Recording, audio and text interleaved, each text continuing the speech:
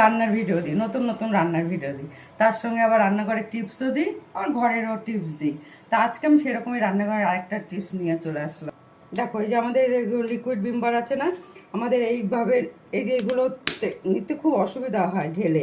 তারপরে কি আবার এই ঢাকনাটা যদি এটার মধ্যে ভেঙে চলে যায় না, আর আমাদের বেরো হয় না, তখন আবার ঢাকনাটা খুলে আমাদের লিকুইডটা নিতে হবে। তাই জন্য আমি আরেকটা নতুন এবার টিপস দিচ্ছি তোমাদের। টিপস যদিও না, ব্যবস্থা করলাম নতুন একটা। দেখো সেটা কি। এই যে দেখো, এরকম শ্যাম্পুর হোক, তারপরে বডি স্প্রে হোক, যা অনেক কিছু ডাব্বাতে এরকম ঢাকনা থাকে। তো যেটা আমাদের শেষ হয়ে গেছে, আমার এটা আমি আগের থেকেই ব্যবহার করছি, শেষ হয়ে গেছে, তাই এটা এই ঢাকনাটা আমি নিয়ে নিলাম। তারপরে আমি দেখো কি করছি। এবার এটা খুলে আমি আমি অনেকদিন আগের থেকে ব্যবহার করছি এইভাবে, তাই তোমাদের সঙ্গে আজকে একটু শেয়ার করলাম।